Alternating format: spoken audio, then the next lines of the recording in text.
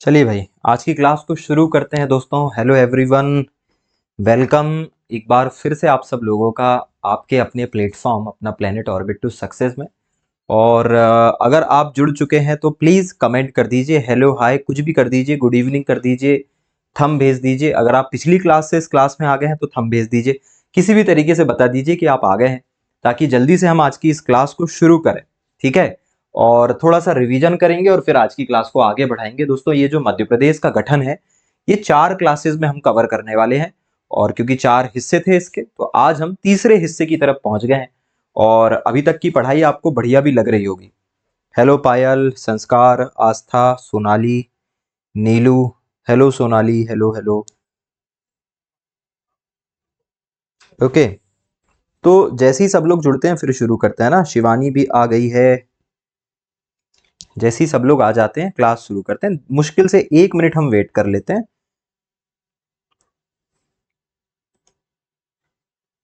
रितिका भी आ गई है भाई, रितिका भी आ गई है। और कौन है?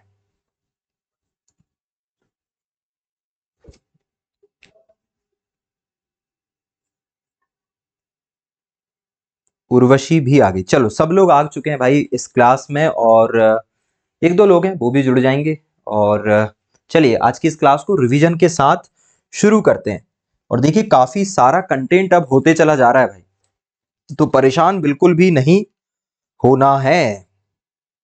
चलिए, तो देखिए, हमने यहां से हमारी पढ़ाई शुरू की थी दोस्तों। और सबसे पहले हमने देखा था कि मध्य प्रदेश का जो गठन है वो हम कुछ इस प्रकार पढ़ेंगे। आजादी के पहले 1740 से लेकर 1947 तक एमपी हम देखेंगे, जो हमने हमारे पहले लेक्चर में देखा है। मध्य प्रदेश के गठन के पार्ट 1 में हमने देखा है। देन फिर हमने देखा है आजादी के बाद 1947 से 1956, जो कि हमने कल देखा था। और आज दोस्तों हम कहां से कहां तक देखने वाले हैं? 1956 से लेकर सन 2000 तक। सन 2000 में क्या हुआ था? छत्तीसगढ़ का गठन हुआ था, तो एमपी टूट गया था और फिर से एमपी बना था। तो हम यहां तक की चीजें देखेंगे। और कल दोस्तों फिर हम 2000 से लेकर 2026 तक जितना भी घटनाक्रम हुआ है वो सभी के सभी घटनाक्रम को देखने वाले हैं। ओके, तो चलिए भाई, आज की इस क्लास को अब सीधे आगे बढ़ाते हैं और रिवीजन के साथ शुरू करते हैं। और देखिए एक बार दोस्तों, हमने पढ़ाई सबसे पहले यहां से शुरू की थी। मैं स्लाइड से थोड़ा सा अलग हो रहा हूं ताकि मैं आपको पूरा एक फुल व्यू दे सकूं। देखिए दोस्तों, 1700 से पढ़ाई हमने शुरू की थी और हमने देखा था कि उस समय का जो एमपी हुआ करता था उसके जस्ट नीचे मराठाओं का क्षेत्र था। और मराठा राजा थे राघोजी भोसले। राघोजी गोंडवाना को जीत लेते हैं 1740 में। और गोंडवाना किसके अंडर में आ जाता है? मराठाओं के अंडर में आ जाता है। फिर उसके बाद जब ये बात अंग्रेजों को पता चलती है तो अंग्रेज और मराठाओं के बीच में एंग्लो मराठा वॉर चलता है। और जो तीसरा एंग्लो मराठा वॉर होता है दोस्तों, उस तीसरे एंग्लो मराठा युद्ध में अंग्रेज मराठाओं को हरा देते हैं। और किसे हराते हैं? अप्पा जी भोसले को हराते हैं। और इस प्रकार अप्पा जी भोसले को कहते हैं कि आप नागपुर और विदर्भ रख लो और हमें नर्मदा और सागर क्षेत्र दे दो। और इस प्रकार ये नर्मदा और सागौर क्षेत्र किसके पास चला जाता है? मराठाओं से निकलकर अंग्रेजों के पास जो है वो दोस्तों चला जाता है। और इस प्रकार अब नर्मदा और सागर किसको मिल गया है? अंग्रेजों को मिल गया है। और नागपुर विदर्भ अभी भी किसके पास है? भोसले लोगों के पास है। यहां तक हमने चीजें देख ली थी। अब आगे की बात करते हैं। देखिए, फिर हमने बात की थी इस तरीके से कि भाई उस समय ऊपर देखो सन लिखा हुआ है, 1818 तक ये व्यवस्था चलती रही। और 1800 से लेके 1854 तक कुछ इस प्रकार की स्थिति थी मध्य प्रदेश की। ऊपर ग्वालियर में सिंधिया लोग शासन किया करते थे। इधर इंदौर में होलकर लोग थे, भोपाल में बेगमें थी, विंध्य और बघेलखंड भी हुआ करता था। सागर और नर्मदा का क्षेत्र किसके पास था? अंग्रेजों के पास। और अंग्रेजों की सीमा किससे टकराती थी? नागपुर विदर्भ से टकराती थी। अब 1853 तक व्यवस्था बढ़िया चल रही थी। 1853 में क्या होता है दोस्तों? 1853 में अंग्रेज governor Dalhousie doctrine of lapse मतलब कि हड़प नीति ले आता है। और उस हड़प नीति में ये कहते हैं कि जो एडॉप्टेड सन होगा वो रियल सन की तरह अगला राजा नहीं बन पाएगा। जबकि हमारे यहाँ पहले ऐसा चलन था कि भैया जो एडॉप्टेड सन होगा वो बिल्कुल रियल सन की भांति ही उसको सारे अधिकार मिलेंगे, लेकिन अंग्रेजों ने मना कर दिया। और इससे क्या हुआ? जो निसंतान राजा थे उन पर जो है वो चिंता की लकीरें जो है वो खिंच गई और 1857 की क्रांति का माहौल धीरे धीरे बनने लगा। लेकिन इधर क्या हुआ? अंग्रेजों ने हड़प नीति के द्वारा 1854 में नागपुर विदर्भ पर कब्जा कर लिया। नागपुर विदर्भ का उस समय का राजा था राघोजी तृतीय, बेचारा निसंतान था। नागपुर विदर्भ को सागर नर्मदा में अंग्रेजों ने मिला लिया। और सतारा, झांसी, नागपुर, मराठा के क्षेत्र भी अंग्रेजों की नजर में थे। 1857 की क्रांति के पहले अंग्रेजों ने क्या किया? जो रियासतें थी ग्वालियर, इंदौर, भोपाल, विंध्य, बघेलखंड, इन्हें डरा दिया और कहा कि जो हश्र नागपुर और विदर्भ का हुआ है, झांसी, सतारा का हुआ है, वो तुम्हारा भी कर देंगे। अगर तुम चाहते हो कि तुम शासन करते रहो, राजा जी बने रहो, तो बेहतर है कि हमारी अधीनता स्वीकार लो। और अंग्रेजों ने उन्हें समझौते के लिए मजबूर कर दिया और समझौता करके ये सब क्या बन गए? प्रिंसली स्टेट बन गए। और इस प्रकार अंग्रेजों का इन पर इनडायरेक्ट तरीके से रूल हो गया। फिर क्या हुआ? 1857 की क्रांति हुई, लेकिन 1857 की क्रांति के पहले की स्थिति यह है और बाद की स्थिति यह है। पहले की स्थिति क्या है? ग्वालियर में सिंधिया, इंदौर में होलकर, भोपाल में बेगमें, विंध्य और बघेलखंड में भी अंग्रेजों का शासन था, क्योंकि ये सब क्या बन गए थे? प्रिंसली स्टेट बन गए थे। और यहाँ पर अंग्रेज अप्रत्यक्ष तौर पर शासन किया करते थे। और अंग्रेजों ने इन्हें कंट्रोल करने के लिए सेंट्रल इंडिया एजेंसी जो है वो बना दी थी। और इस सेंट्रल इंडिया एजेंसी को कंट्रोल करने के लिए हैमिल्टन को यहाँ का रेजिमेंट प्रमुख बना दिया गया था। दूसरी तरफ सागर नर्मदा का क्षेत्र और नागपुर और विदर्भ का क्षेत्र अंग्रेजों के डायरेक्ट कंट्रोल में था। और इस प्रकार अंग्रेज शासन किया करते थे। और इसी बीच हो जाती है दोस्तों 1857 की क्रांति। और इस 1857 की क्रांति अंग्रेजों की नींव हिला देती है। और ये बात जब लंदन तक जाती है तो महारानी कहती है ईस्ट इंडिया कंपनी को कि तुम अब देश छोड़ दो, भारत तुमसे संभाल नहीं रहा है, मैं सीधे संभालूंगी भैया। और 1 नवंबर 1858 को रानी कंट्रोल कर लेती है पूरी इंडिया को। ये एमपी से रिलेटेड नहीं है लेकिन इनडायरेक्टली रिलेटेड।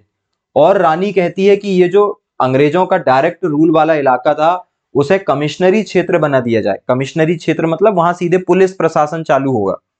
और 2 नवंबर 1861 को सागर नर्मदा विदर्भ नागपुर का नाम बदल के क्या कर दिया गया? सेंट्रल प्रोविंस जो है वो कर दिया गया। क्या कर दिया गया? सेंट्रल प्रोविंस दोस्तों कर दिया गया। ठीक है, एक सेकंड रुकना भाई, जब तक एक बार पढ़ के देखो, 1 मिनट बस।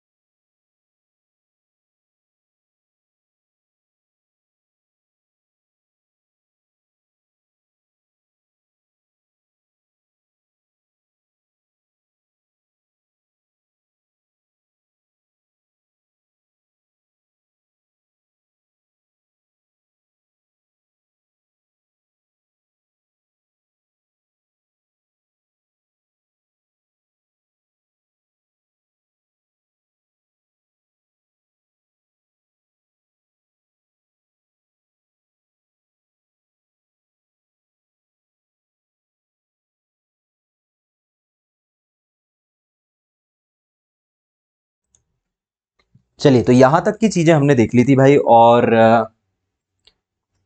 फिर हमने देखा कि सेंट्रल प्रोविंस नाम जो है वो इस क्षेत्र का हो गया है। फिर आगे क्या हुआ भाई? आगे ये हुआ कि 2 नवंबर 1861 में ये सेंट्रल प्रोविंस बन गया भैया। ये जो क्षेत्र है सागर नर्मदा विदर्भ क्षेत्र, ये क्या बन गया? Central province. और अंग्रेज अपना काम करते रहे, बढ़िया अंग्रेज अपना काम करते रहे। और फिर अंग्रेजों ने क्या किया? अंग्रेजों का ध्यान, ये देखो यहाँ पे भी अंग्रेजों का शासन इनडायरेक्टली, कहने को सिंधिया, होलकर, बेगमें शासन कर रही थी, लेकिन चला कौन रहा था? अंग्रेज। और सेंट्रल प्रोविंस में भी अंग्रेज। अब अंग्रेजों ने देखा कि भाई हमारी जो बाउंड्री है वो किससे टकरा रही है? हैदराबाद से। और हैदराबाद में किसका शासन था? निजाम। तो अंग्रेज निजामों को भी कमजोर करना चाहते थे, तो उन्होंने निजामों से लड़ाई न लड़के निजामों से 1903 में बरार क्षेत्र किराए पे ले लिया। और किससे लिया? महबूब अली खान से लिया। और महबूब अली खान को कहा कि हम तुम्हें 25 लाख रुपए हर साल किराया दे देंगे। और इस प्रकार बरार किसके पास आ गया? अंग्रेजों के पास आ गया। फिर अंग्रेज तो छोटे मोटे काम करते थे, जैसे 1934 में निमाड़ को भी किसमें मिला लिया? सेंट्रल प्रोविंस में मिला लिया। फिर आगे चल के 24 अक्टूबर 1936 को जो बरार क्षेत्र लिया था, वो बरार क्षेत्र भी निजामों से कब्जा कर लिया और किसमें मिला लिया? सेंट्रल प्रोविंस में मिला लिया। और इस प्रकार सेंट्रल प्रोविंस और बरार ये मिलकर क्या हो गए? सीपीएन बरार हो गए, जिसकी राजधानी क्या बना दी गई? नागपुर। और इसे गवर्नरी क्षेत्र बना दिया। ये गवर्नरी क्षेत्र था, इसलिए आगे चलकर ये इंडिया के किस पार्ट में शामिल होगा? जल्दी कमेंट करके बताओ कि किस क्षेत्र में शामिल होगा, ये आपको बताना है। चलो, यहाँ रिवीजन चल रहा था बढ़िया अपना, यहां तक देख लिए। अब हमने भाई उसके बाद कल यहां से पढ़े थे दोस्तों, कल हमने यहां से पढ़े थे। और अब तुम्हें समझ में आ गया होगा कि मध्य प्रदेश का गठन पढ़ाने में मुझे 4 टॉपिक्स, 4 क्लासेस क्यों लेना पड़ रहा है, क्योंकि मैं हर क्लास में पूरा रिवीजन करवाता हूं आपका।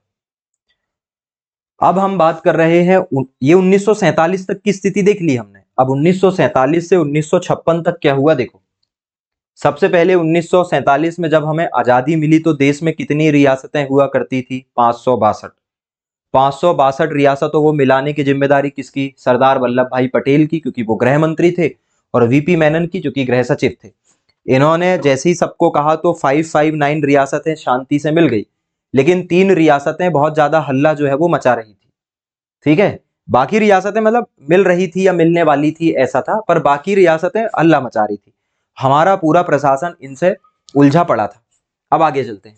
जैसे ही भारत को आजादी मिली तो भारत में कुल 29 राज्य बना दिए गए, और part A, part B, part C और पार्ट डी बना दिया गया। जो गवर्नर शासित क्षेत्र थे उन्हें पार्ट ए में रखा गया, ऐसे राज्य 9 थे।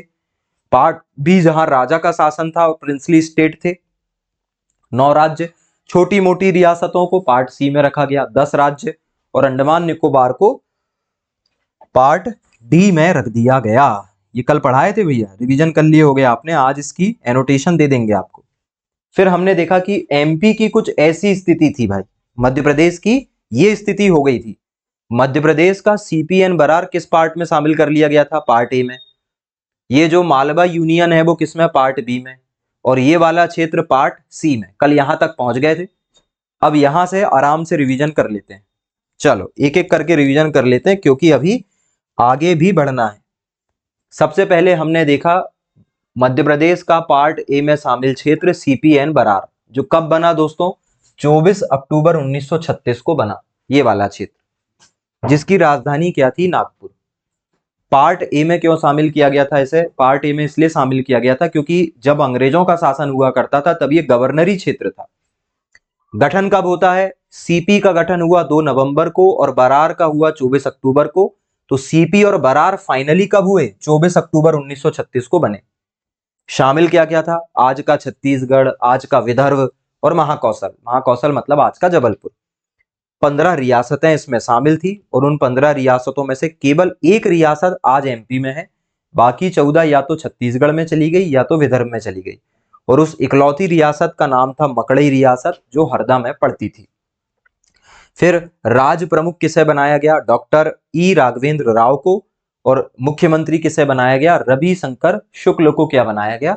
इस नागपुर क्षेत्र का मुख्यमंत्री बनाया गया। ठीक है, समझ में आ जाएगा तो कमेंट करके बता देना कि सर रिवीजन में बढ़िया लगा, समझ में आ गया, तो मैं आगे सीधे चलूंगा। फिर हमने देखा मध्य प्रदेश का पार्ट बी। तो ये जो इंदौर, ग्वालियर और विंध्य है, इसे मिलाकर बना दिया गया था मालवा यूनियन, या इसी को कहा जाता था यूनियन स्टेट ऑफ ग्वालियर। और इसमें विंध्य 48 से 50 तक शामिल था। फिर 1 जनवरी 1950 को विंध्य बाहर कर देंगे और ग्वालियर, इंदौर को मध्य प्रांत कहना शुरू कर देंगे। तो इसका गठन कब हुआ? 22 अप्रैल 1948 को हुआ। कब हुआ है? 22 अप्रैल 1948 को। और उद्घाटन कब हुआ? 28 मई 1948 को। डेट याद रखना, आजकल ये पूछने लगे। पंडित नेहरू ने उद्घाटन किया था। इसमें इंदौर, ग्वालियर और विंध्य शामिल था। विंध्य 1950 तक इसका हिस्सा था, उसके बाद फिर अलग हो गया इससे। किस में चला गया? सी में चला गया। कुल रियासतें कितनी थी? 26। अब यहां की बात करते हैं भाई, इसकी राजधानी को लेके हो गया था विवाद, क्योंकि ग्वालियर और इंदौर आपस में भिड़ गए। तो सरकार ने किसको राजधानी बना दी? वो राजधानी बना दी ग्वालियर को। ठंड की राजधानी ग्वालियर को बना दी, क्योंकि गर्मी बहुत पड़ती है ग्वालियर में। तो 6.5 महीने ठंड के समय जो है वो ग्वालियर रहेगा, और गर्मी के समय में इंदौर हो जाएगी राजधानी 5.5 महीनों के लिए। और आप देखोगे कि हमेशा ज्यादा महत्व किसको दिया है? ग्वालियर को दिया है, क्योंकि सिंधिया लोगों का नेहरू जी से बहुत अच्छे संबंध थे। ठीक है, तो इस चक्कर में इन्हें दे दिया गया। ठीक है, आगे चलते हैं। और नेहरू जी के संबंध माउंटबेटन से थे। माउंटबेटन आजादी के समय वही थे गवर्नर, ऐसे संबंध थे उनके। तो ये सारी की सारी बातें थी। राज प्रमुख किसे बनाया गया?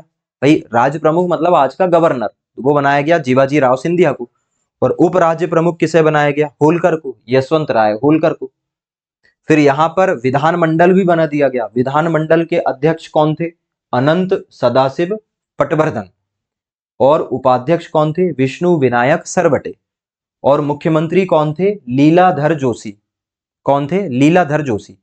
अब देखो, कई बार एग्जाम में पूछ लिया जाता है कि 1956 के समय, ये तो 1947 की बात हुई, 1956 जब मध्य प्रदेश फिर से बनेगा नए तौर पे, तब मुख्यमंत्री कौन थे इस क्षेत्र के? तो तब मुख्यमंत्री लीलाधर जोशी नहीं थे भाई, तब मुख्यमंत्री थे तखत मल जैन। तखत मल जैन जो है वो आगे चलकर क्या बन जाते हैं? इसके मुख्यमंत्री बन जाते हैं। मतलब कहने की बात यह है, मैं थोड़ा अलग से लिख देता हूं ताकि आपका क्वेश्चन गलत ना हो।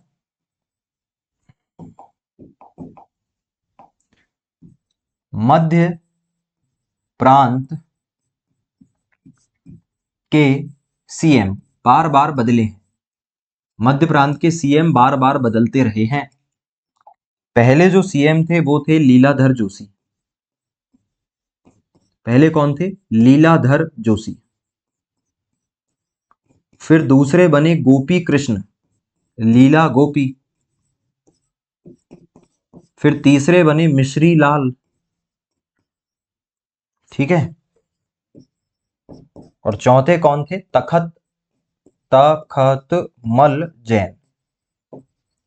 तो जब एमपी 1956 में एमपी का पुनर्गठन हुआ, तब उस समय सीएम कौन थे? तो दोस्तों एमपी के पुनर्गठन के समय,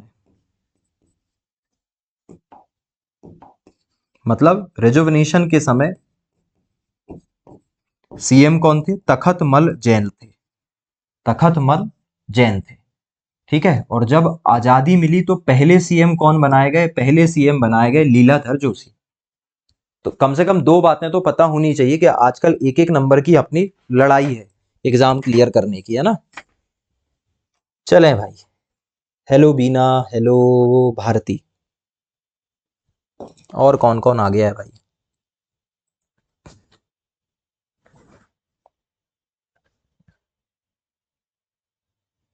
बढ़िया बढ़िया। चलें, तो 20 मिनट हमने खर्च कर दिए भाई किसमें? रिवीजन में। जल्दी से अब बताओ कि क्या यहां तक का एमपी का गठन अंडर कंट्रोल है कि नहीं है, कि ज्यादा हो रहा है भैया? ऊपर ऊपर से पढ़ा के तो नहीं खत्म करवाना है। बताओ यार, मजा आ रही कि नहीं आ रही? डिटेल में पढ़ना अच्छा लग रहा है कि नहीं लग रहा है? जल्दी से बताओ, मैं 10 सेकंड में फिर आगे बढ़ रहा हूं।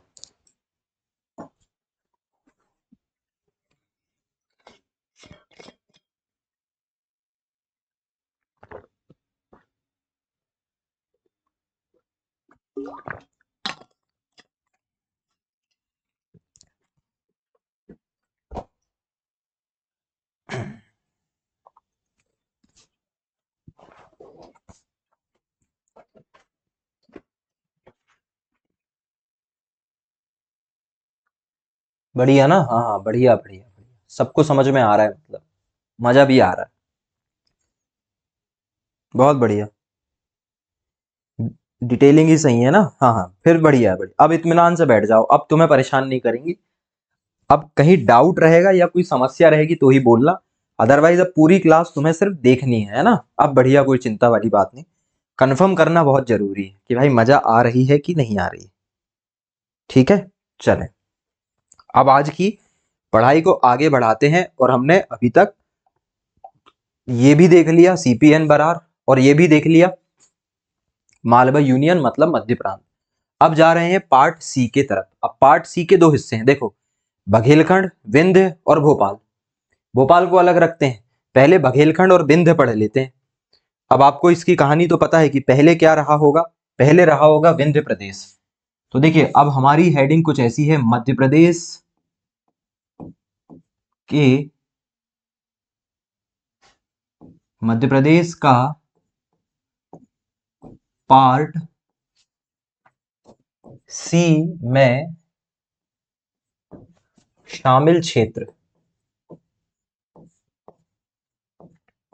भाई मध्य प्रदेश के पार्ट सी में क्या क्या शामिल था वो हम यहां पर अब देखने वाले हैं।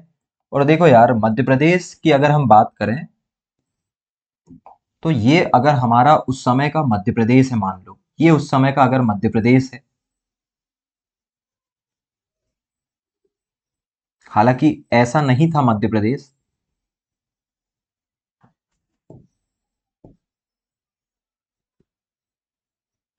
ठीक है, छत्तीसगढ़ भी तो था ना उस समय हमारे पास।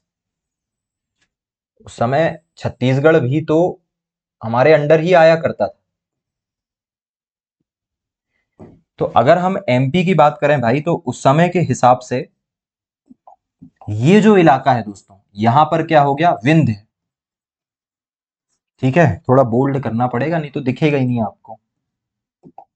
तो ये जो इलाका है विंध्य, ये, और ये जो इलाका है भोपाल, इसे किस में रखा गया था, पार्ट सी में रखा गया था। किस किस को, विंध्य और भोपाल को किस में रखा गया था, पार्ट सी में रखा गया था भाई। तो कुल मिलाकर भोपाल को यहां पर पढ़ लेते हैं यार, भोपाल को यहां देख लेंगे, भोपाल के बारे में यहां चर्चा हो जाएगी, और विंध्य की चर्चा जो है वो इस तरफ हो जाएगी।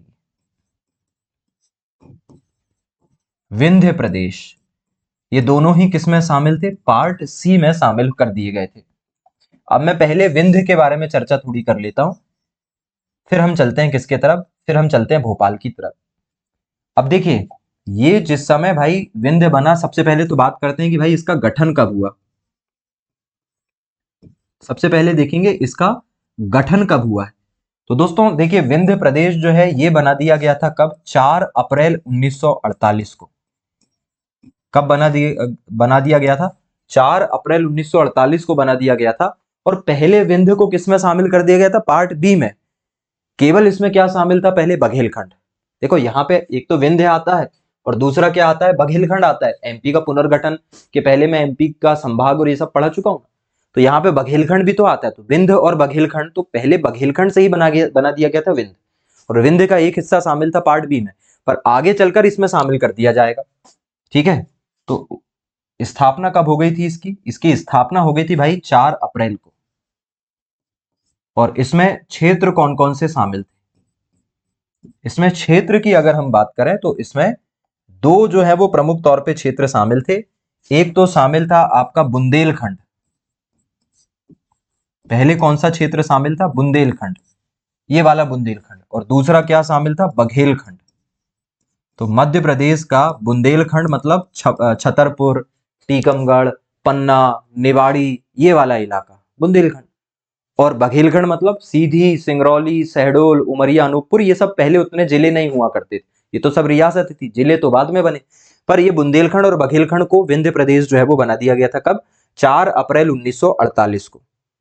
ठीक है, और किसने बनाया था भाई, ये गठन किसके द्वारा किया गया था। तो दोस्तों देखिए, गठन में मुख्य भूमिका निभाई थी उस वहां के कमिश्नर हुआ करते थे जिनका नाम था एन बी गाडगिल। वहां के कमिश्नर कौन हुआ करते थे, एनवी गॉडगिल हुआ करते थे। एनवी गॉडगिल ने जो है इसके स्थापना में मुख्य भूमिका निभाई थी। किसकी स्थापना में, विंध्य प्रदेश की स्थापना में। तो ये जो आप एनवी गाडगिल जी का नाम देख रहे हो, एनवी गाडगिल ने स्थापना करवाई थी किसकी, विंध्य प्रदेश की। कब करवाई थी, 4 अप्रैल 1948 को। थोड़ा मेहनत करके डेट एक बार पढ़ लोगे तो हमेशा के लिए काम आपका हो जाएगा। ठीक है। तीसरी बात, कितनी रियासतें इसमें शामिल थी। देखो फैक्ट ही फैक्ट है यहाँ पे, कितनी रियासतें शामिल थी, अभी सब रिवीजन कर लेंगे अपन। तो भाई इसमें दोस्तों कुल 38 रियासतों को शामिल किया गया था। इसमें कितनी रियासतें शामिल थी? 38। कितनी? 38 रियासतें शामिल की गई थी। अगर मैं आपको थोड़ा सा याद दिलवाऊं, थोड़ा सा याद दिलाऊं, तो भाई सीपीएन बरार में कितनी रियासतें शामिल की गई थी? 15। फिर मालवा यूनियन में कितनी रियासतें थी? 26। और फिर हम आए कहां पे? फिर हम आए अभी विंध्य में। विंध्य में कितनी रियासतें हैं? विंध्य में रियासतें हैं 38। तो बहुत ज्यादा रियासतें जो है वो इसमें शामिल जो है भाई वो की गई थी। ठीक है, अब ध्यान देना थोड़ा, देखो क्या है, यहां पर हो जाता है एक विवाद। यहां पर क्या विवाद हो जाता है भाई? यहां पर भी दो क्षेत्र रहते हैं यार दोस्तों, यहां पर भी दो क्षेत्र रहते हैं। तो यहां पर दो प्रमुख क्षेत्र हैं, आपको भी पता है।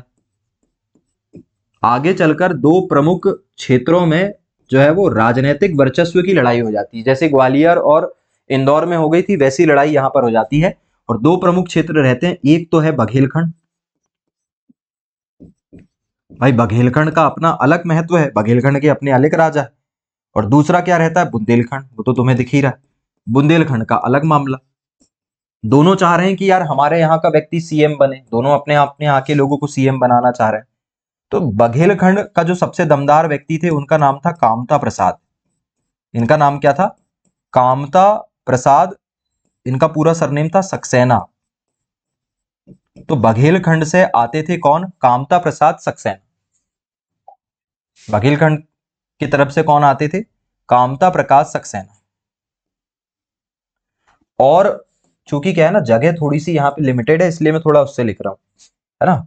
सॉरी यार, उल्टा कर दिया अपन ने। ये जो कामता प्रकाश सक्सेना है, ये आते थे कहां से? बुंदेलखंड से। ये कहां के थे? बुंदेलखंड के थे। ये थे बुंदेलखंड के। और आपने नाम सुना होगा अवधेश प्रताप सिंह का।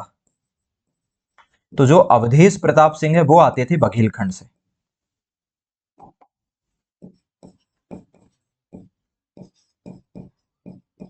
जैसे वहां जिबाजी राव सिंधिया आते थे ग्वालियर से, और यशवंत राव होलकर आते थे कहां से? इंदौर से।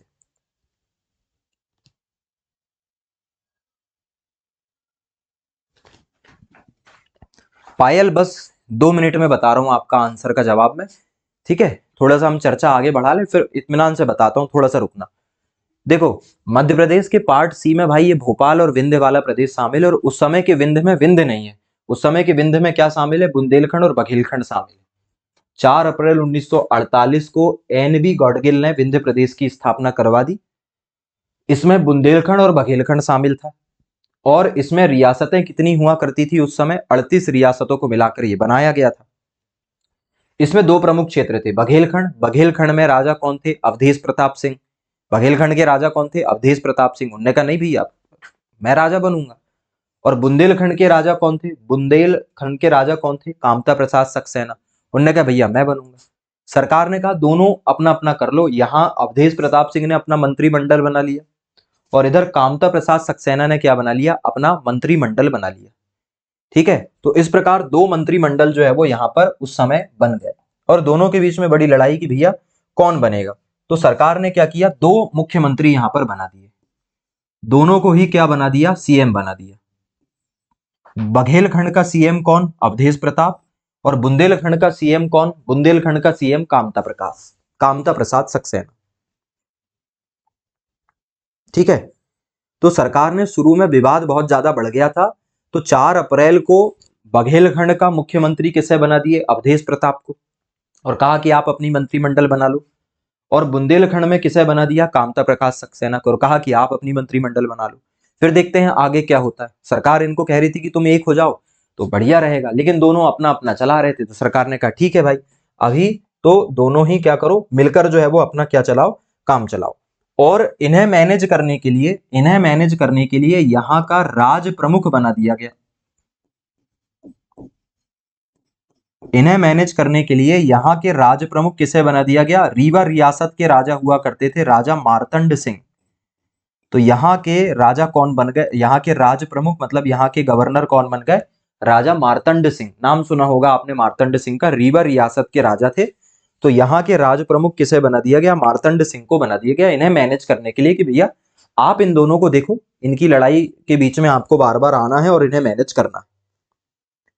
ठीक है, जल्दी से एक बार इतना पढ़ के देख लो भाई। तो यहाँ फैक्ट थोड़े से क्या है, ज्यादा है।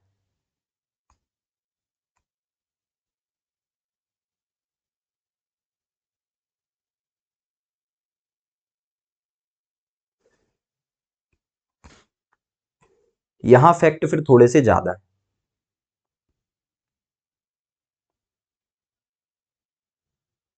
अब थोड़ी सी बात समझना, फिर से देखो। एनवी गॉडगिल ने 4 अप्रैल 1948 को विंध्य बना दिया था। क्षेत्र थे बुंदेलखंड और बघेलखंड, रियासतें थी 38। बघेलखंड में अवधेश प्रताप सिंह और बुंदेलखंड में कामता प्रकाश सक्सेना के बीच में वर्चस्व की लड़ाई हो रही थी। सरकार ने पहले इन दोनों को सीएम बना दिया और फिर बाद में क्या किया? बाद में एकीकरण के बाद, मतलब इन दोनों का जब इंटीग्रेशन हो गया तो बाद में एकीकरण के बाद जो सीएम रहे वो कौन रहे? केवल सीएम एक ही रहा और वो रहा है अवधेश प्रताप सिंह। जैसे वहां पे शिवाजी राव सिंधिया को महत्व दिया गया, यहाँ पे किसको महत्व दिया गया? अवधेश प्रताप सिंह को क्या बना दिया गया दोस्तों? सीएम बना दिया गया, और कामता प्रकाश सक्सेना जो है उन्हें हटा दिया गया। भाई पहले दोनों को बना दिया, दोनों ने अपना मन रख लिया, और फिर सरकार ने दोनों को कहा नहीं भाई ऐसे लड़ाई करके तो शासन नहीं चलता, अवधेश भाई को ही सीएम बनाया जाएगा, क्योंकि बघेलखंड बड़ा क्षेत्र है, बघेलखंड बड़ा, तो बघेलखंड के राजा अवधेश प्रताप सिंह को क्या बना दिया गया? एकीकरण के बाद सीएम। और राज प्रमुख कौन थे? राज प्रमुख थे मार्तंड सिंह। ठीक है, कहानी यहाँ की थोड़ी सी लंबी और उलझी हुई है, और यहां से क्वेश्चन अब आने लगे हैं, इसलिए हल्के में नहीं ले सकते अपन इसको। ठीक है, देखो दो बातें होती, एक ये है कि अपन अपने हिसाब से पढ़ लें, जो अच्छा अच्छा सरल सरल है वो पढ़ लें। उसमें क्या होता है, टीचर की बहुत ख्याति हो जाती है। ऐसे टीचर जो कम पढ़ाते हैं, सरल पढ़ाते हैं, उनकी बहुत ख्याति हो जाती है कि अरे सर तो ऐसा पढ़ाते हैं सब याद हो जाता है, सर तो ऐसा पढ़ाते हैं कि लगता ही नहीं कि कुछ कठिन है, जबकि सर हो सकता है कठिन टॉपिक पढ़ाते ही ना हो, सर ऊपर ही ऊपर से पढ़ा के चल जाते हैं, और फिर एग्जाम में बच्चों से एग्जाम निकलता नहीं है, 2-3 साल बाद फिर वो कोसते हैं सर को।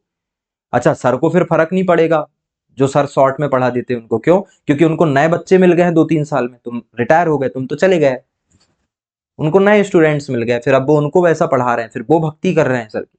उन्होंने कहा सर कठिन पढ़ाते च नहीं। फिर 3 साल बाद फिर उन्होंने एग्जाम दिए, फिर वो रो रहे हैं, फिर नए बच्चे आ गए, हर हर साल तो नया लॉट आता है उनके पास, किसी की भी टीचर के। तो उस चक्कर में नहीं, हमको क्या अच्छा लगता है ये महत्वपूर्ण नहीं, महत्वपूर्ण ये है कि एग्जाम में अब क्या आता है, एग्जाम में अच्छा लगना चाहिए। यहां भले ही हम रोते धोते रहें, एग्जाम निकलना है तो एग्जाम के अकॉर्डिंग पढ़ना पड़ेगा। ठीक है, तो इसलिए यहां की मेहनत एग्जामिनेशन हॉल में मुस्कान में बदल जाएगी। और अगर तुम चाहते हो कि यहां तुम हंसते रहो और वहां रोना है, तो फिर अपन बहुत कॉम्प्रोमाइज कर सकते हैं, तो कॉम्प्रोमाइज अपन को करना नहीं है भैया। ठीक है, आराम से पढ़ेंगे, आज नहीं तो कल सब पढ़ के याद कर लेंगे। गठन कब हो रहा है? गठन हो रहा है 4 अप्रैल 1948 को एनवी गॉडगिल के द्वारा। किसका? विंध्य का। क्षेत्र क्या है? बुंदेलखंड और बघेलखंड। रियासतें कितनी थी? 38। दो क्षेत्र थे, बघेलखंड और बुंदेलखंड। तो सरकार ने शुरू में दोनों को मुख्यमंत्री बना दिया, बघेलखंड में अवधेश प्रताप सिंह को और बुंदेलखंड में कामता प्रसाद सक्सेना, और राज प्रमुख बना दिया राजा मार्तंड सिंह को। आगे चल के सीएम को एक ही कर दिया, कहा कि अलग अलग राज्य तो नहीं कर सकते, तुम अलग ही हो जाओगे ऐसे में। तो बघेलखंड को क्या बना दिया? मुख्य राज्य, मतलब नाम विंध्य ही रहा, लेकिन बघेलखंड को महत्व देते हुए अवधेश प्रताप सिंह को क्या बना दिया? सीएम बना दिया। आगे चलकर क्या हुए? चुनाव हुए, आपको भी पता है 1951-52 में मध्य प्रदेश में चुनाव होंगे नहीं होंगे। हम कहां से कहां तक पढ़ रहे हैं? हम 1947 से 1956 तक पढ़ रहे थे, अभी 1956 तक पढ़ रहे हैं। तो 1951-1952 में मध्य प्रदेश में भी चुनाव होते हैं, तो चुनाव के बाद सीएम बदल जाता है भैया। ठीक है, चुनाव के बाद सीएम, तो चुनाव के बाद सीएम बनते हैं कौन? ये इनका नाम बार बार पूछा जाता है। चुनाव के बाद सीएम बनते हैं पंडित शंभू नाथ शुक्ल। तो आपको ये पूछा जाएगा कि भैया जो विंध्य प्रदेश बना था उसके पहले सीएम कौन थे? तो अवधेश प्रताप सिंह। इधर तो लड़ाई हो रही थी, अवधेश प्रताप सिंह। और चुनाव के बाद पहले सीएम कौन थे? शंभूनाथ शुक्ल। अब जब सीएम बने हैं तो फिर विधानमंडल भी बना होगा, तो चुनाव के बाद क्या बना? विधानमंडल बना। क्या बना? विधानमंडल। और इस विधानमंडल का एक बना अध्यक्ष और एक क्या बना? उपाध्यक्ष। एक अध्यक्ष बना और एक क्या बना? उपाध्यक्ष बना।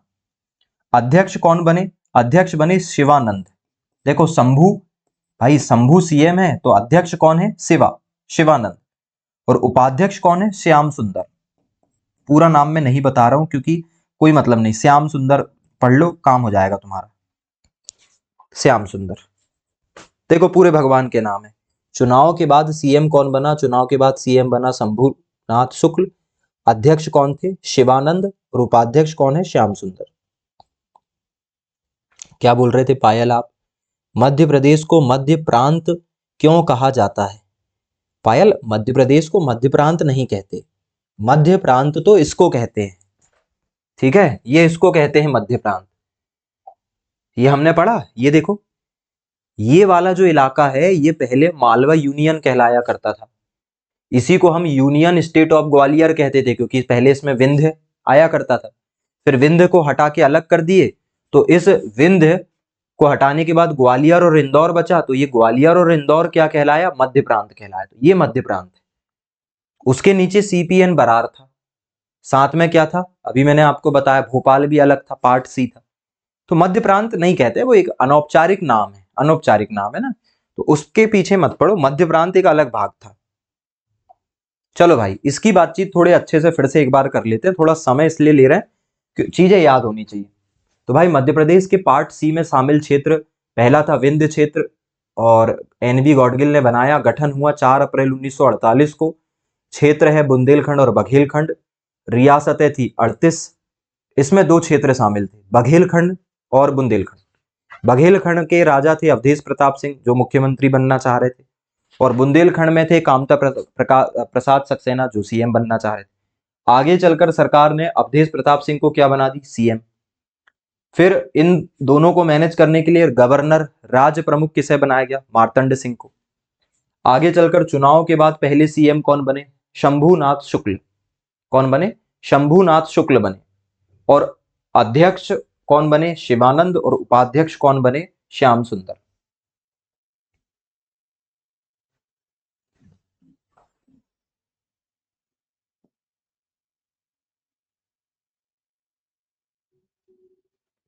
थोड़ा सा इसको क्या है, मैनेज अपन को करना पड़ेगा क्योंकि इधर भोपाल भी तो पढ़ाना है। तो ये सारी की सारी बातें मैंने आपको फिर से यहाँ पे बता दी। चलो, अभी भले ही देखने में दिक्कत हो रही हो, लेकिन जब ये पीपीटी मिलेगी ना आपको तब कोई दिक्कत नहीं होगी, तो परेशान मत हो ना। अभी हो सकता है देखने में दिक्कत हो रही हो, अभी आज पीपीटी दे देंगे आपको। तो ये बातें किसकी थी भाई? ये पूरी की पूरी बातें थी दोस्तों विंध्य की। अब आते हैं भोपाल। भोपाल भी पार्ट सी का ही हिस्सा था। भोपाल भी किसका हिस्सा था? पार्ट सी का। अब भाई ध्यान से सुनना, भोपाल की कहानी दोस्तों अलग है। भोपाल बहुत पुरानी रियासत है और भोपाल रियासत की स्थापना दोस्त मोहम्मद खान ने की थी। अच्छा, और उसके पहले की बात करें तो भोपाल शहर राजा भोज के द्वारा बसाया गया है। जब मैं मध्य प्रदेश का इतिहास आपको पढ़ाऊंगा, हम वहां भोपाल रियासत पढ़ेंगे। वहां हम बहुत शुरू से शुरू करेंगे, 1010 से, जब राजा भोज ने इसकी स्थापना की थी। फिर उसके बाद दोस्त मोहम्मद खान ने जो है इसे स्टेब्लिश किया था 1723-24 में, एंड देन फिर उसके बाद धीरे धीरे ये जो है वो एक रियासत बनी और आगे चलकर यहाँ पर बेगमों का शासन हो गया। लेकिन फिलहाल समझिए कि जिस समय मध्य प्रदेश का पुनर्गठन हो रहा था उस समय यहाँ का जो तत्कालीन नवाब था, यहाँ का जो तत्कालीन नवाब था वो इंपॉर्टेंट। तत्कालीन नवाब ये कब से कब तक था? 1626 से लेके आपका लगभग लगभग कब तक, ये कह लो विलय तक, 1949 तक। यहाँ का जो नवाब था उसका नाम था नवाब हमीदुल्लाह खान। यहाँ का जो नवाब था उसका नाम क्या था? नवाब हमीदुल्लाह खान। ऐसे ही था ये, जो मतलब लालची किस्म का था ये। तो जिस समय हम मध्य प्रदेश बना रहे थे उस समय भोपाल का नवाब कौन था? नवाब हमीदुल्ला खां। कब से कब तक? 1926 से 1949 तक। ठीक है। अब अब हम कहानी कब से देख रहे हैं? 1947 से देख रहे हैं। तो नवाब हमीदुल्ला खां जो है वो भारत में शामिल नहीं होना चाह रहा था। ये बन रहा था भाई चतरा। ये कह रहा था मैं पाकिस्तान में शामिल हो जाऊंगा जाके, या फिर मैं स्वतंत्र रहूंगा। भाई ऐसा हो सकता है? बीचों बीच में तुम कैसे स्वतंत्र रह लोगे? है? हम पागल थोड़ी ना बैठे। सरदार पटेल ने इसको समझाया कि बेटा नहीं उछलते ज्यादा, ये कोई अच्छी बात है क्या? पर ये मान ही नहीं रहा। नवाब हमीदुल्ला खां कह रहा मैं विलय पत्र पे हस्ताक्षर करूंगा ही नहीं, मैं भारत का हिस्सा होऊंगा ही नहीं शामिल, मैं भारत का हिस्सा नहीं बनूंगा। ये शुरू में से ही मना कर रहा था, हालांकि बाद में हो गया, पार्ट सी का मैं हिस्सा बन गया, लेकिन ये इसका कहना था कि हम भारत में सीधे हिस्सेदार नहीं बनेंगे, क्योंकि इसको ये लालची था ना। पर क्या होता है, इसके काल में एक दो बड़ी घटनाएं हो जाती है। एक घटना हो जाती है जिसको हम कहते हैं मध्य प्रदेश का जलियांवाला बाग हत्याकांड।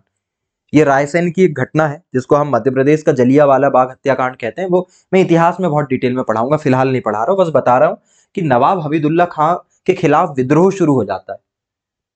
ठीक है। ये आदेश दे देता है कि इसके राज्य में भारत का झंडा नहीं फहराया जाएगा, भारत का राष्ट्रगान राष्ट्रगीत नहीं गाया जाएगा। तो कुछ लोग चाहते थे कि भाई भारत में हम शामिल हो जाएं, क्योंकि अगर प्रोग्रेस करना है, अगर बढ़ोतरी करनी है, तो फिर भारत में शामिल होना पड़ेगा। नवाब हमीदुल्ला खां कहता था कि मैं आजाद रहूंगा।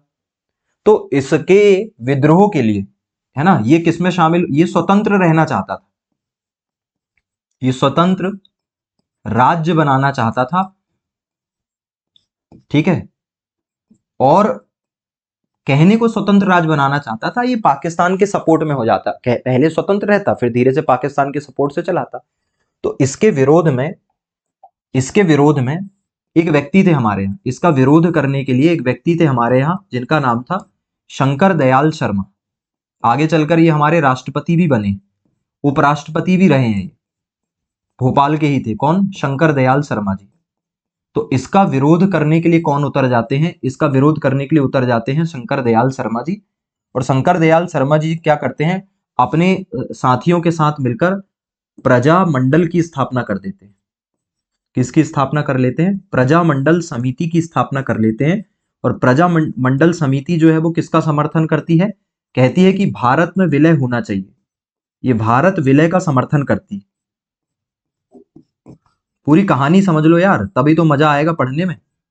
अगर तुम चाहते हो कि तुम्हें सारी चीजें जबरदस्त तरीके से बने, तो फिर पढ़ना भी वैसे ही पड़ेगा। ठीक है।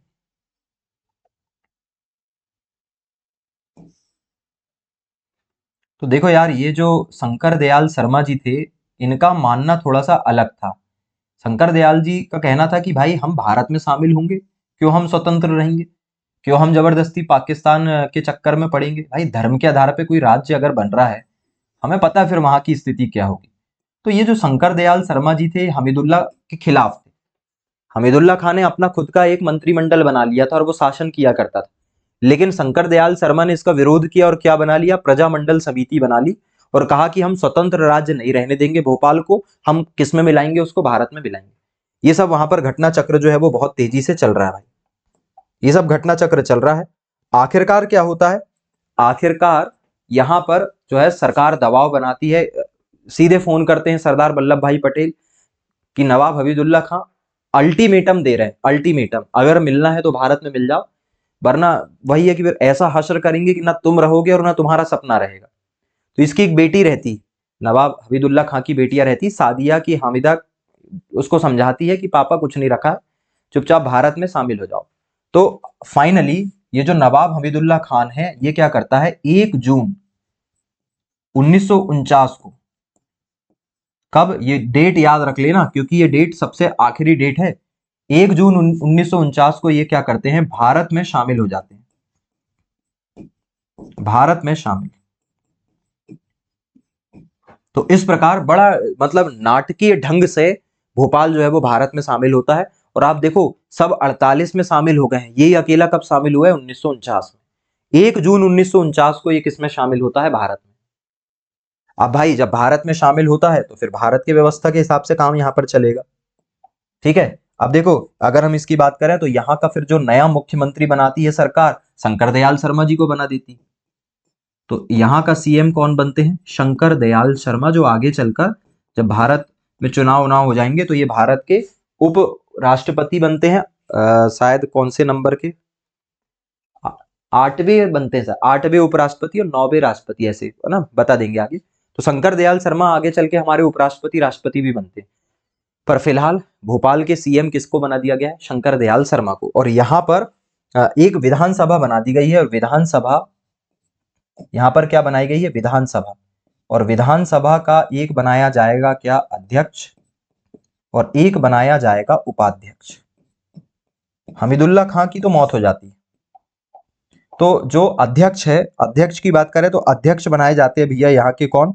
क्या नाम था उनका? मोहम्मद खान। पूरा नाम था सुल्तान मोहम्मद खान। तो सुल्तान मोहम्मद खान विधानसभा अध्यक्ष बनते हैं दोस्तों, और उपाध्यक्ष बनते हैं लक्ष्मी नारायण अग्रवाल।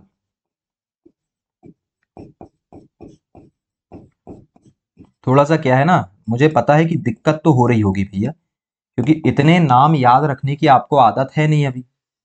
पर मैं कह रहा हूं एक दिन में थोड़ी ना याद करना है, ऐसा थोड़ी ना कि कल ही एग्जाम है और कल ही एग्जाम में जाके आपको बैठना है।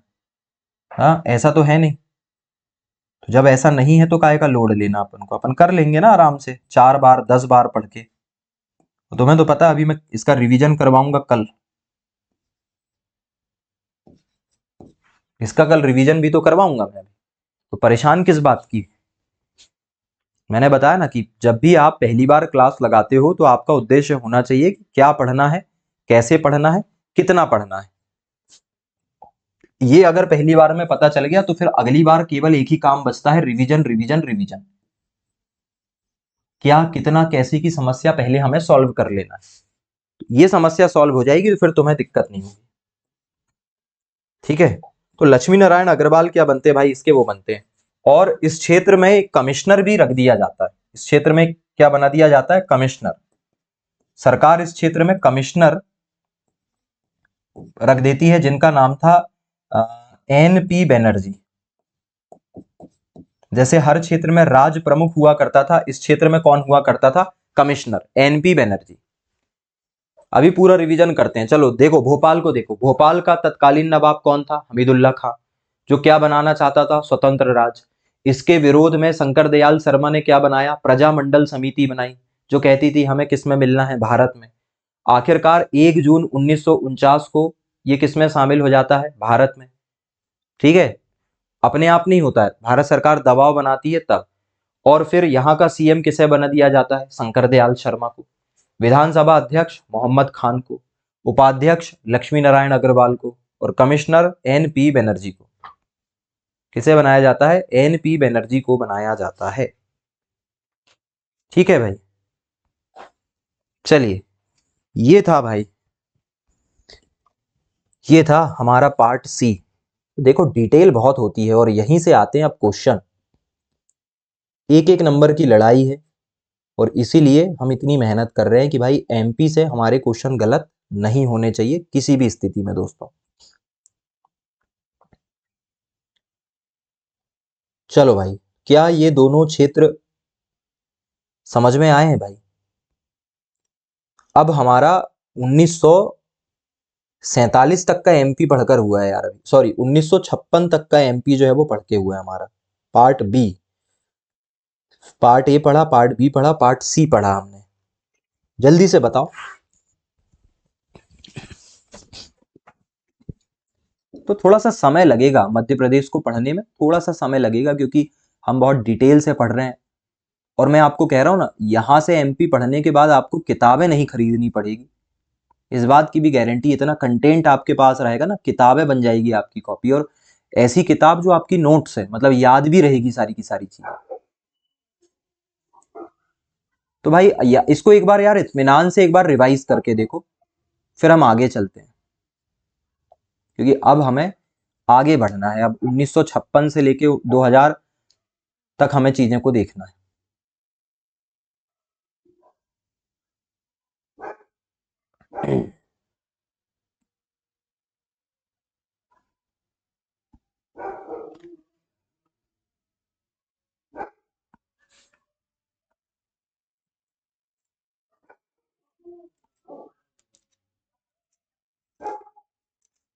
अच्छा, मैं आप लोगों से एक और इसके एमसीक्यू की जो चर्चा रहेगी भाई, संस्कार मैंने आपको बताया था ना कि अपन लोग जो हैं 1 मार्च से लेकर 15 अप्रैल तक कुछ तो विशेष करने वाले हैं। अभी नहीं, अभी से पढ़ो, अभी 1 मार्च से लेके 15 अप्रैल, 26 अप्रैल को पेपर है तुम्हारा, तो 1 मार्च तक बढ़िया अभी सारे यूनिट्स को लेके चलो। फिर 1 मार्च से लेकर 15 अप्रैल तक बहुत सारी प्रैक्टिस, बहुत सारी नई नई चीजें तुम्हें करवाएंगे, ठीक है। अच्छा, एक चीज और मुझे बताओ, क्या आप चाहते हो कि एमपीपीएससी प्रीलिम्स के बैच में एक और क्लास हम प्रीलिम्स की शुरू कर दें क्या? जैसे मेंस में अभी फिलॉसफी चल रही, तो अभी मेंस में केवल फिलॉसफी चलने देंगे जब तक प्रीलिम्स है तब तक। दूसरा, एमपी चल रही है, अब क्या प्रीलिम्स में एक और क्लास पढ़ना चाहोगे, कुछ और शुरू करें क्या?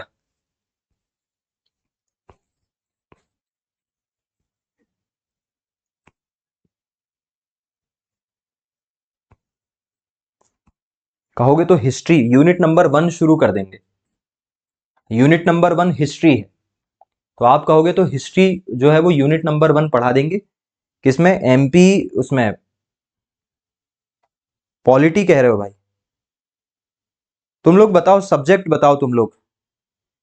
अच्छा, कल से नहीं भैया, कल से नहीं, थोड़ा 10-15 दिन बाद, मतलब वही 15 फरवरी से शुरू करेंगे उसको। थोड़ा एमपी में पेस आ जाने दो, वरना क्या होगा, एक साथ बहुत सारे सब्जेक्ट, तो तुम्हारी स्थिति हो जाएगी गड़बड़। पहले एमपी में, क्योंकि बहुत सारी चीजें अभी जिन लोगों ने एमपी पढ़ रखा उनके लिए भी नई है, तो मेहनत उन्हें भी करनी पड़ रही। 10 फरवरी से फिर हम शुरू करेंगे नया नया नई क्लास प्रीलिम्स की, है ना, और उसे रख लेंगे मॉर्निंग में। अच्छा, इकोनॉमिक्स, पॉलिटी, इकोनॉमिक्स या ट्राइब? हाँ ठीक है, या तो पॉलिटी पढ़ा देंगे, है ना, या तो पॉलिटी पढ़ा देंगे, या तो पढ़ा देंगे ट्राइब्स यूनिट नंबर 10, या तो पढ़ा देंगे यूनिट नंबर 6। यूनिट नंबर 6 पहले पढ़ा देंगे, उससे क्या होगा कि तुम लोगों की तैयारी अच्छी हो जाएगी एग्जाम की, और फिर पढ़ा देंगे पॉलिटी। सब पढ़ा देंगे, चिंता मत करो। लगभग लगभग 10 दिन बाद, 10 दिन में क्या है, एमपी में थोड़े टॉपिक अपने, ये जो ऐसे फैक्ट वाले टॉपिक है थोड़े कम हो जाएंगे, फिर एमपी में सरल टॉपिक आ जाएंगे, तो ज्यादा तुम्हें दिक्कत नहीं होगी, ठीक है। और फिर हम शुरू कर देंगे एक और क्लास, तो एक क्लास और बढ़ जाएगी आपकी, एमपीपीएससी प्रीलिम्स वालों की 2 क्लास हो जाएगी, मेंस वालों की 3, साइंस मिला के 4, और एमपी जी के वालों की तो एक ही क्लास रहेगी एमपी की, ठीक है। हाँ बिल्कुल, यूनिट 6 पढ़ा देंगे पहले, यूनिट 6 छोटी भी है, तो पहले यूनिट 6 पढ़ा देंगे इकोनॉमिक्स की, तुम्हारा प्रीलिम्स बढ़िया हो जाएगा। फिर उसके बाद यूनिट पॉलिटी वाली उठा लेंगे, पढ़ाना तो सभी है, सब पढ़ा देंगे, है ना। यूनिट 6 डन हो गई भैया। फिर उसके बाद पॉलिटी, है ना, आस्था, पायल, पॉलिटी उसके बाद पढ़ा देंगे, क्योंकि यूनिट 6 तुम्हें अकेले में बहुत दिक्कत जाएगी यूनिट 6 को पढ़ने में, तो और यूनिट 6 15 दिन में खत्म कर देंगे हम, 15 दिन भी नहीं लगेंगे उसको, थोड़ा उसकी लंबी लंबी क्लासेस लेके खत्म कर देंगे, ठीक है। हाँ बिल्कुल यार, पहले यूनिट 6 पढ़ा लेंगे। संस्कार क्या है, यूनिट 6 में ऐसा है, मैं क्या है यूनिट 6 पहले इसलिए नहीं पढ़ाता हूँ, यूनिट 6 में है इकोनॉमिक्स, और उसमें डेटा बहुत सारा है, तो उसमें डेटा होने की वजह से मैं चाहता हूँ कि उसको एग्जाम के करीब करीब में पढ़ाऊँ, तो 1-1.5 महीने पहले पढ़ाऊँ तो वो ताजा ताजा रहे, है ना। इसलिए थोड़ा सा उसको अपन फरवरी में पढ़ेंगे, और एक बार उसको एग्जाम के पहले अपन रिवीजन कर लेंगे अप्रैल में, मैराथन लेके रिवीजन करवा देंगे तुम्हारा, तो बिल्कुल परेशान मत होना, सब लोग सब करवा देंगे।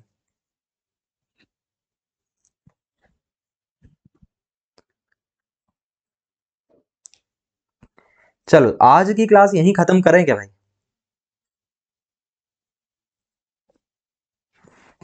आज की जो क्लास है उसे यहीं खत्म करते हैं, कल की क्लास फिर शुरू करेंगे इसके आगे से।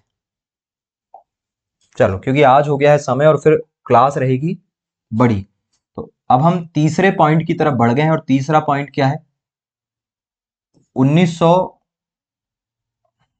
देखो हमने कहां तक चीजें देख ली है, थोड़ा तुमको रिवीजन करवा देते हैं। ये दूसरे पॉइंट तक चीजें देख ली, अब 1956 से लेके सन 2000 तक की बात हमें करनी है, और ये रहेगी एक थोड़ी बड़ी क्लास, मतलब इसमें थोड़ा है सरल, लेकिन समय ज्यादा देना पड़ेगा। तो 1947 से लेकर, अरे यार 47 क्या, 1956 से लेकर सन 2000 तक मध्य प्रदेश की स्थिति।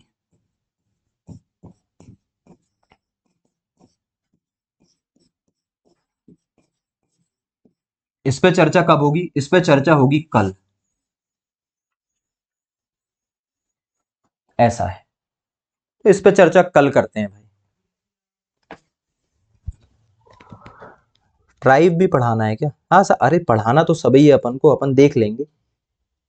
इकोनॉमिक्स के बाद ट्राइब, पॉलिटी सब पढ़ा देंगे। अब ज्यादा जल्दबाजी भी नहीं कर सकते क्योंकि अपन आराम से पढ़ते हैं भाई चीजें, तुम्हें तो पता ही। चलो यार, आज की क्लास यहीं खत्म कर रहे हैं। लगभग 1 घंटे की क्लास हो गई है हमारी, और प्लीज इसका रिवीजन कर लेना। ये यहां तक की पीडीएफ मैं आपको अभी ग्रुप में डाल दे रहा हूं, तो आप वहां से पढ़ना, इसको सब याद करके आना। और मैं आपसे ये अनुरोध करूंगा कि प्लीज इसको रिवाइज कर लेना, क्योंकि कल मैं रिवीजन नहीं करवाऊंगा इसका, क्योंकि आप भी जानते हो आधा घंटे लग जाते हैं रिवीजन करवाने में। तो मैं कल सीधे यहां से पढ़ाऊंगा चीजें, फिर हम परसों इसका एक पूरा रिवीजन कर लेंगे, या आप कहोगे तो एक पूरा पढ़ाने के बाद एक दिन 1 घंटे पूरा रिवीजन कर लेंगे, लेकिन कल रिवीजन नहीं। फिर रिवीजन में क्या होता है, पूरा आधा घंटा चल जाएगा। कल हमें 56 से लेके 2000 तक पढ़ना है पूरा, ठीक है? तो कल रिवीजन नहीं होगा, इसलिए रिवीजन आपको कल सेल्फ करना है, मैं रिवीजन उसके बाद करवाऊंगा। चलिए, तो आज की क्लास यहीं खत्म करते हैं दोस्तों, और बहुत अच्छा लगा आप सब लोगों को लाइव देखते हुए, और इसी तरीके से पढ़ते रहो। चलिए, फिलहाल आज की क्लास को यहीं खत्म कर रहे हैं। नमस्कार। और कोई भी अगर आपको कोई डाउट रहता है, कोई दिक्कत रहती है, तो सीधे भाई व्हाट्सएप नंबर पर मैसेज कर दिया करो। ओके, तो गुड नाइट एवरीवन, और stay motivated and always be believer.